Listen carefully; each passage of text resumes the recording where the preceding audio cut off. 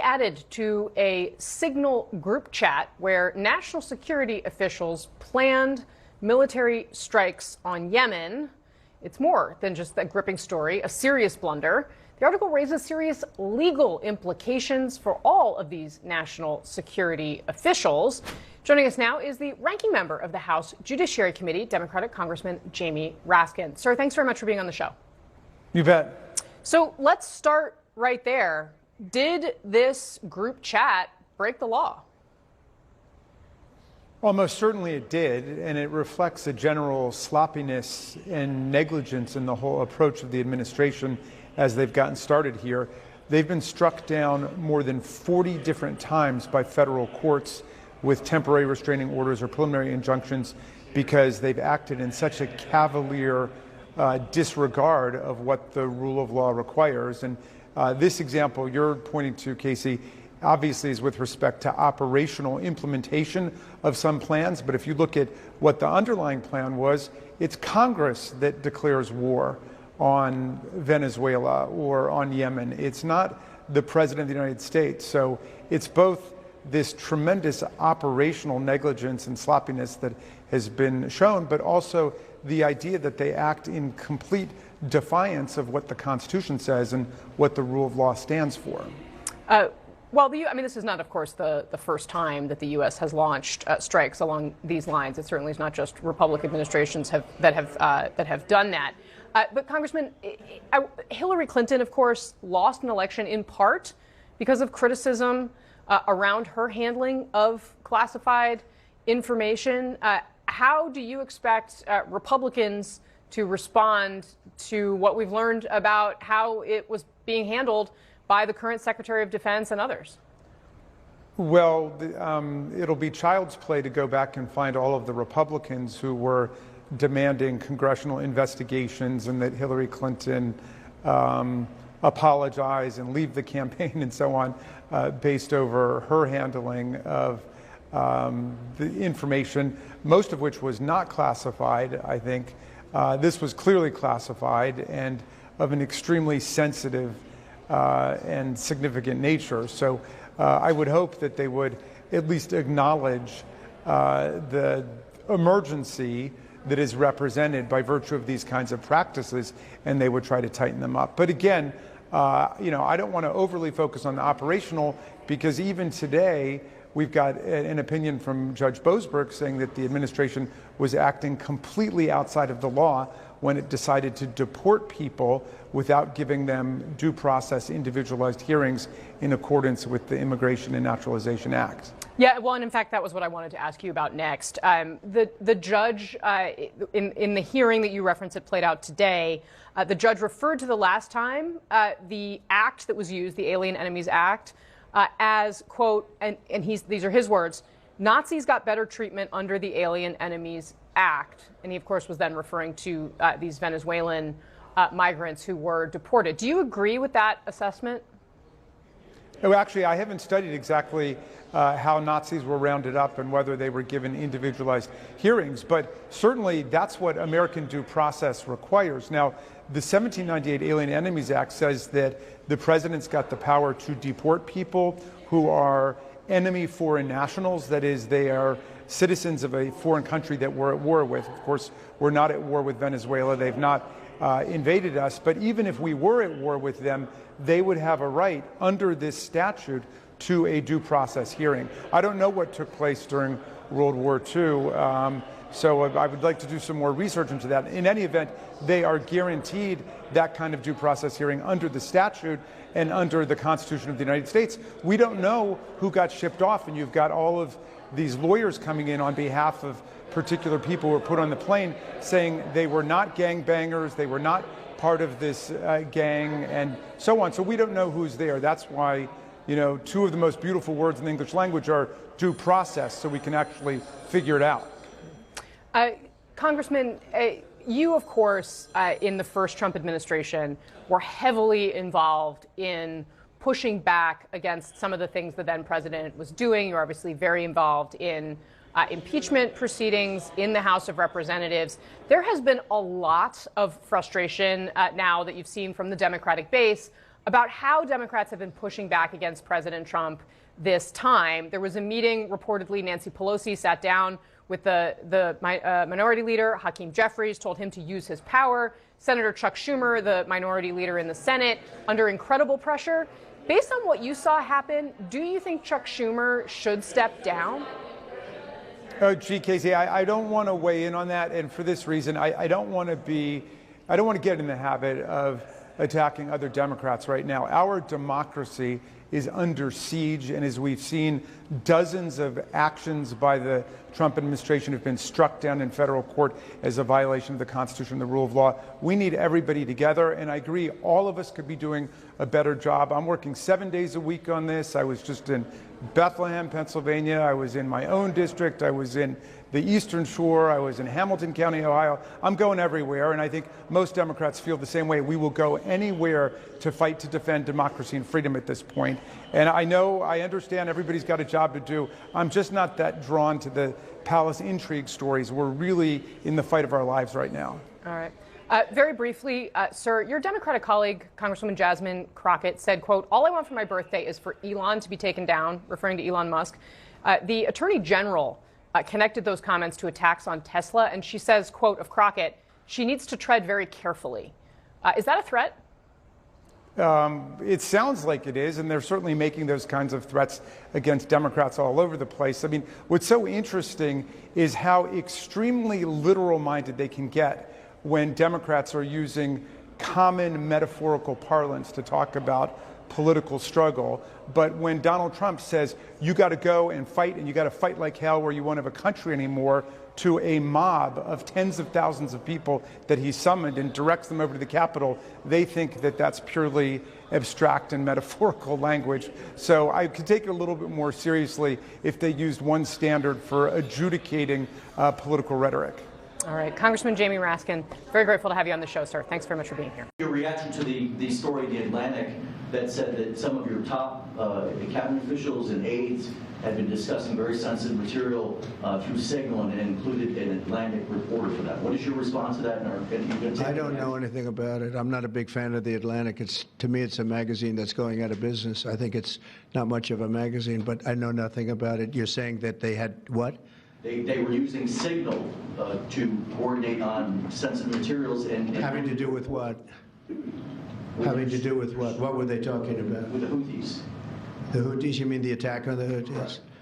Well, it couldn't have been very effective because the attack was very effective. I can tell you that. I don't know anything about it. You're telling me about it for the first time. Anybody else? Looking forward to it. One question. Can you share how your information about war plans against the Houthis in Yemen was shared with a journalist in The Atlantic? And were those details classified? You're talking about a deceitful and highly discredited so-called journalist who's made a profession of peddling hoaxes time and time again, to include the hoaxes of Russia, or the fine people on both sides hoax, or suckers and losers hoax. So this is the guy that peddles in garbage. This is what he does. I would love to comment on the Houthi campaign because of the skill and courage of our troops. I've monitored it very closely from the beginning.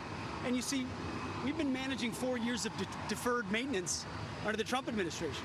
Our troops, our sailors were getting shot at as targets.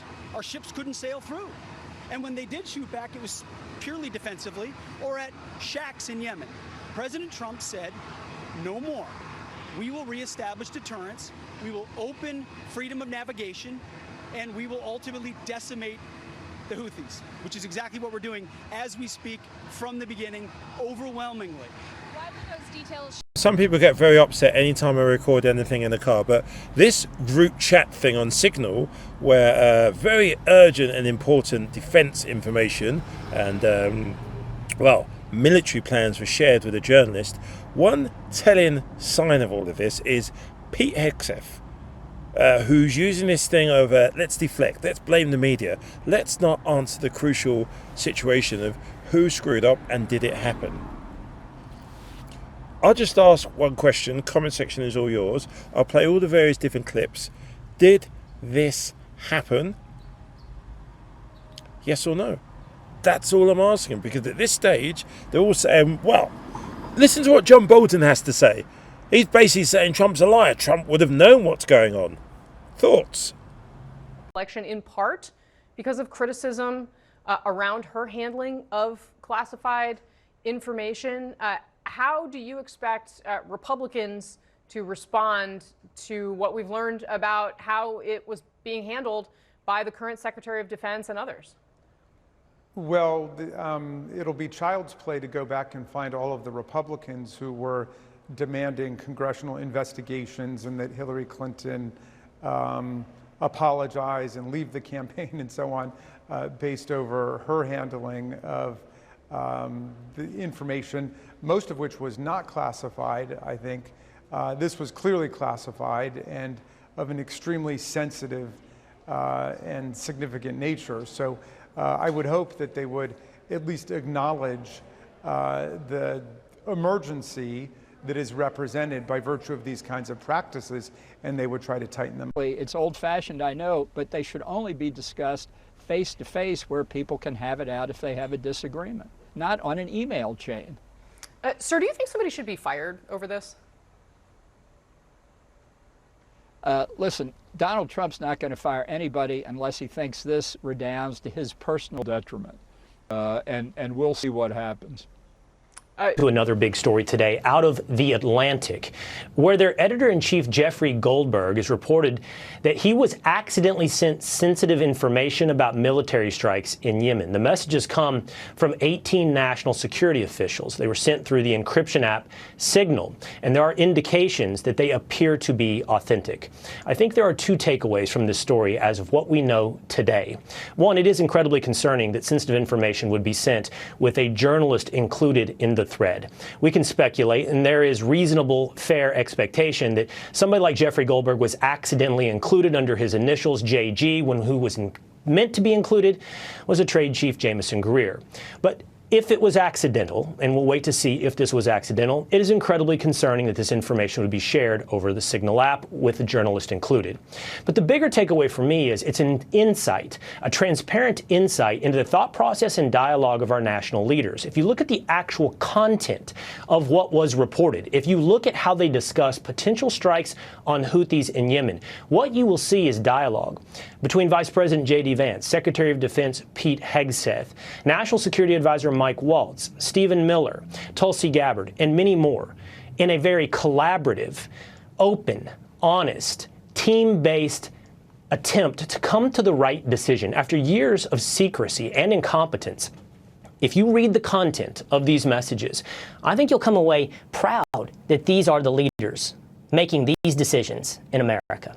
Being told about it for the first time. Now, when that happened, this story had been out and in the banners on various news networks for a couple of hours. Do you buy what the president said there? No, because he sits in his dining room, or at least he did in his first term, and watched Fox mostly. Occasionally he'd tune into CNN, but maybe even MSNBC, but mostly Fox. If Fox had it on the news in the past several hours, then he knows about it for sure, or somebody like Dan Scavino would have run in and told him. But notwithstanding that, now you've got him on tape saying he's hearing about it for the first time. Now we'll see if he feels any heat. If he doesn't feel the heat, these people are gold. They're in for as long as they can stay. Congressional investigation so that we can understand what happened, why did it happen, and how do we prevent this type of national security breach from ever happening again. This is reckless, irresponsible, and dangerous. Who are some of these people that Donald Trump has put into the most sensitive national security positions in America? We were promised that Donald Trump was going to hire the very best. It's all phony. The attacks on diversity, equity, and inclusion, phony. So it's never about hiring the best people. As Democrats, we actually believe in merit. Merit that should be based on what you know, not who you know. And understand, this whole Trump administration is filled with lackeys and incompetent cronies. I'm not talking about any particular individual, though I will note that the Secretary of Defense, who was on that chain, has got to be the most unqualified person ever to lead the Pentagon in American history. Think about that. You've put these people in charge in a very dangerous world, and then you want to attack communities of color, attack women, and attack others who are actually very qualified? C.Q. Brown, incredibly qualified, brilliant, served this country well. All of these attacks from the Trump administration on a diverse America, it's all phony. These people are incredibly unqualified, irresponsible, and they're jeopardizing America's national security. Capitalist societies are the top 20 most prosperous societies in the world. Socialism, whether it's democratic or pragmatic or simpatico, it doesn't matter. It's socialism. And like a neighbor, my neighbor was telling me, I do not necessarily want Donald Trump to be my marriage counselor, but I love for him to be my president. Yeah. People may not agree with his personality. It's okay. We want him to be the CEO of America Corporation. Look what's happening. All this money is coming back. Why? Because he's sending the message that we're back in the game, that the rules, the old rules that created the American agenda are back in place, and those who want to come and invest and keep and prosper from our economy are welcome back. That there's no fear, and that's what he does. So I love the fact that we are in charge. We are back today and in Congress, and we are working for the American people. You know, Amy Raskin, amongst things that did happen this Monday, for me made a very, very good point in terms of it suits a lot of people for there to be concentration on the Democrats having difference of opinions with Chuck Schumer. But that's not really where the attention should be on. I don't think the Democrats even need to be having a domestic in public. There are really more urgent and important situations, and I think Hakeem Jeffries is back in the fold. He gave a press conference today, and I watched the whole conference actually for once. I'll play you a couple of clips. I thought he was totally on top of his game this Monday. We will stop them in Congress, and we will stop them in the courts. The Department of Education was created by an act of Congress. A wannabe king cannot unravel it. The only way to unravel the Department of Education is through the Congress. Let's be clear, they don't have the votes to do it. It's not happening in the Congress. And it's going to get stopped in the courts. Tenured members of your caucus is facing a primary challenge. There's obviously been a lot of other discussions around the country about, progressive activists, grassroots activists primarying members that they don't think are taking a hard enough tack against President Trump or have simply been in office too long.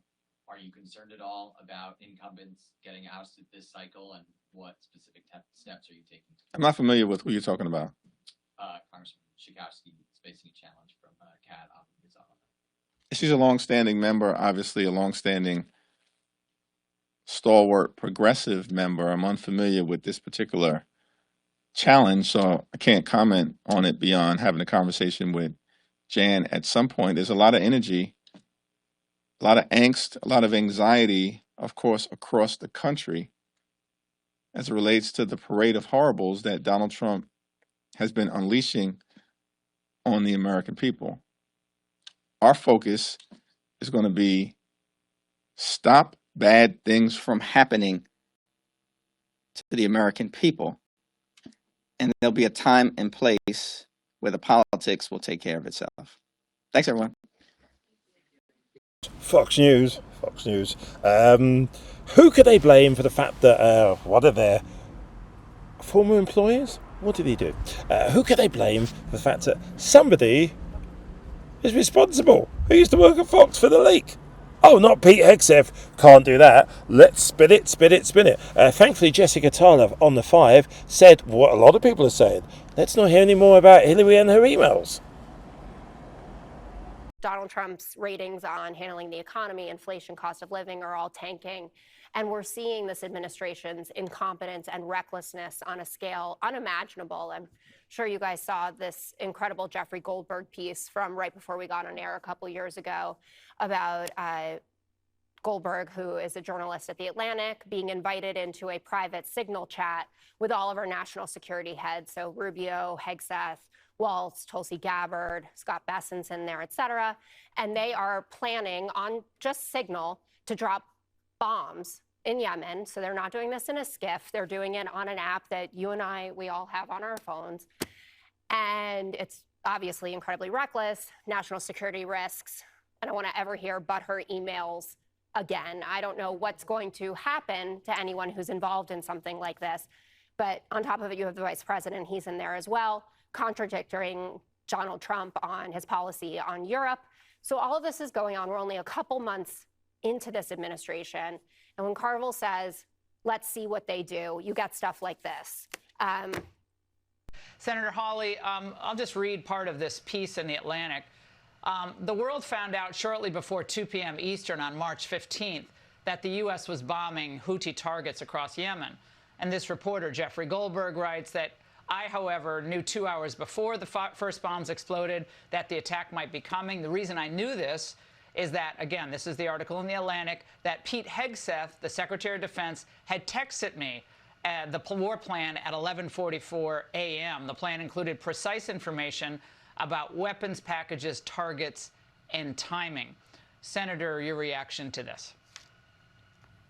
Well, I thought what the Secretary of Defense just said, Laura, was an outstanding statement. And listen, I mean, we don't know how much of this is accurate or not, but it looks like even if everything the Atlantic reported is true, it's the president's advisors discussing among themselves options they might recommend to the president. And nobody can deny the success of what the president is doing here, which is what Pete Hegseth just underscored. And this is what the leftist media is reduced to. They can't argue with the policies, which the American people support. They can't argue with this new demonstration of American strength that is keeping Americans safe at home and abroad. And so now we're griping about who's on a text message and who's not. I mean, come on. I think we need a word from Pete Hegseth. Tell me this much. From the next two people, who do you think is the most sober? Neither of them? Under the previous administration, we looked like fools. Not anymore. President Trump has reestablished American leadership. The F-47 is part of it. And Mr. President, thank you for having the courage to do it and leading the way for all our warfighters. Thank you. This woman, Jasmine Crockett, and I want you all to affirm the fact that I said in January, she's the one to watch this year. It's loony. Okay, she comes out and says, for my birthday, I want to see Elon Musk taken down. And that's the day of the big event on March 29th. Now, she better be very careful. And you don't pick a fight with the Attorney General of the United States. And you do not say to the Attorney General of the United States, your boss is basically a jerk. Okay? Because then the Attorney General is in a position where she has to defend her boss. Judge Jeanine Weinbach, I have a theory about Fox News The 5. I think they've decided, and this isn't meant to be patronising, to insult everybody who watches Fox, but I think they've decided that their viewers don't really pay too much attention to anything, and they spoon-feed them horse manure. I'm serious. Just listen. This guy, Jesse Waters, listen to his take on the leak. It is just buffoonery personified. The people who watch Fox, do they just walk around with their eyes closed and their fingers in their ears? And yeah, they accidentally leaked something to the media instead of the Democrats actually leaking classified information to the media. Jessica. No. All right? At least they didn't homebrew a server and acid wash it. But her emails, I just did it. A famous Greek, toilets, and they invited him in. Mar-a-Lago toilets? Yeah, what are you talking where about? the national security secrets that were This is a subpoenaed. family show, Jessica. Yeah. Clean it up. Can we just stick with the topic today? A famous Greek